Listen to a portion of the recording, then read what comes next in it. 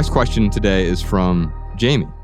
My wife and I were driving down the road, and on the side of the road, there's this beautiful Jeep Wrangler for sale. Talking with my wife, hey, that'd be fun. We should get it. Why not? And within 2 minutes of passing it, I had, in my head, bought it, got it home. And then I just looked over at her and I go, what just happened? If we had not seen that, we wouldn't even be discussing this. It wouldn't even been on our minds. But it just popped up and it made me think if I didn't see it, we'd be fine. And I started to think a little more about this going, okay, if it was blind, I wouldn't have seen this. I wouldn't see any of these things that I think I want. I wouldn't see myself in the morning aging. I wouldn't see the gray hair. I wouldn't see these things and have some discontent with it. And I don't know. It was just something interesting I had thought about. And are blind people minimalist? Do they worry about shelter and food and love and music and taste? And do they not get caught up in the things that we get caught up with because we can see things that we don't need? Wow. Yeah. What does the Bible say, TK? If your eyes fault you, carve them out.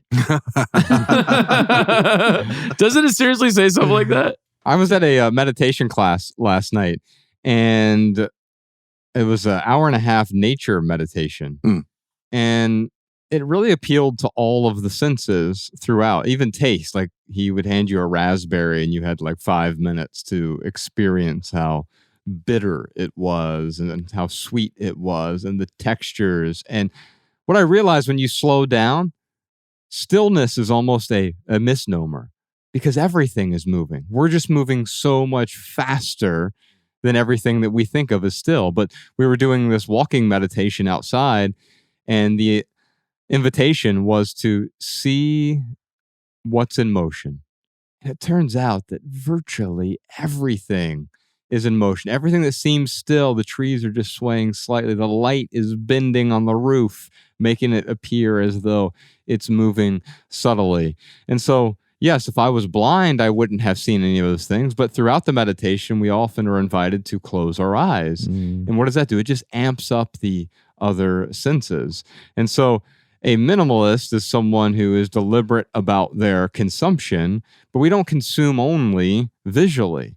In the world that we live in, we are often primarily visual creatures, especially as Jamie is driving with his wife and they see this Jeep they want to buy.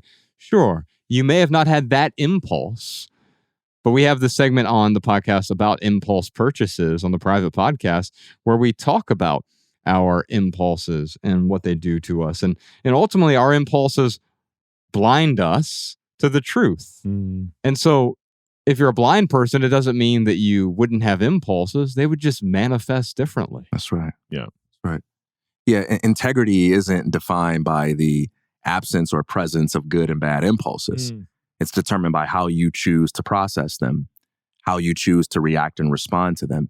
And no matter what you have going on in terms of your abilities, as a human being, you will feel contradictory impulses. And in that moment, you will have to make a choice. Will I let my impulses rule over me, or will I come to attention? Will I choose to be mindful? Will I choose to process in a way that creates the space to make a healthy decision? And I think, Jamie, you might not be giving yourself enough credit when you tell this story, because it's not about you seeing the Jeep versus you not seeing the Jeep, because even if you couldn't see, there would be some other impulse that would arise that could tempt you to do something that's unhealthy. What I love the most about your story is that you gave yourself the 2 minutes. You gave yourself the pause. You gave yourself the opportunity to question your decision and to ask yourself, is this what I really want? And I think that's a reflection of your inner work. And I think that's a lesson for us all, that the thing that saves us is the time and energy we put into doing that kind of inner work. So when, not if, we experience impulses to do things that are unhealthy, there is a pause. There is the opportunity to process. Amen. Yeah. Man, I think this has less to do with sight and it has more to do with comparison, because that's what's happening. It's like anytime Jamie sees the gray hair, anytime he sees the car, anytime it's not the fact that he's seeing it. I mean, that can initiate this this comparison thing that Jamie has going on.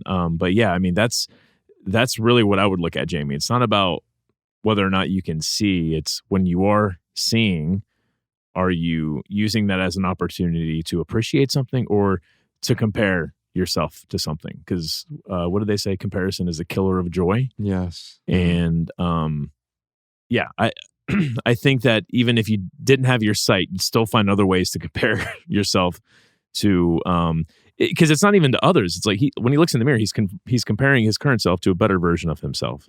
Well, and that's the problem. Betterment is an illusion. Exactly. Yeah. We don't try to improve a baby, but at some point, once you're 13 years old, 18 years old, 25 years old, 40 years old, how can I improve? How can I improve my house? How can I improve myself? How can I improve my skincare routine? As opposed to the opposite, acceptance, right?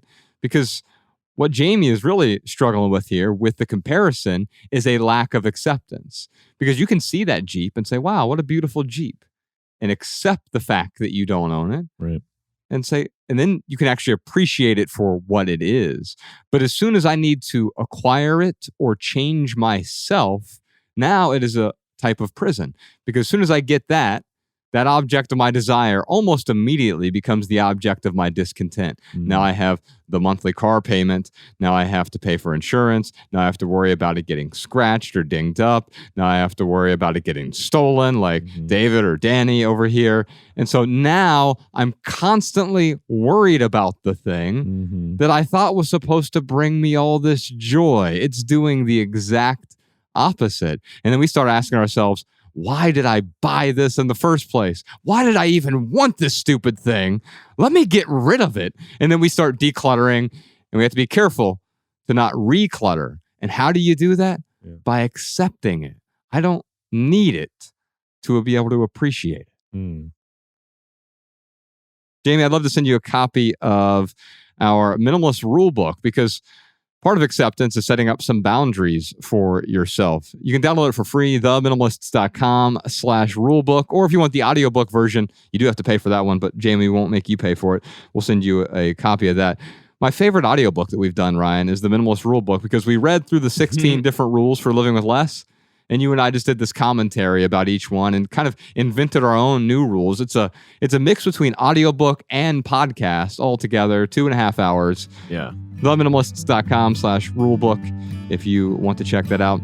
Did you enjoy this standalone Patreon highlight? If so, you can listen to full episodes of the Minimalist Private Podcast, available exclusively on Patreon. Visit patreon.com/theminimalists or click the link in the description. Your support keeps our podcast and YouTube channel 100% advertisement free.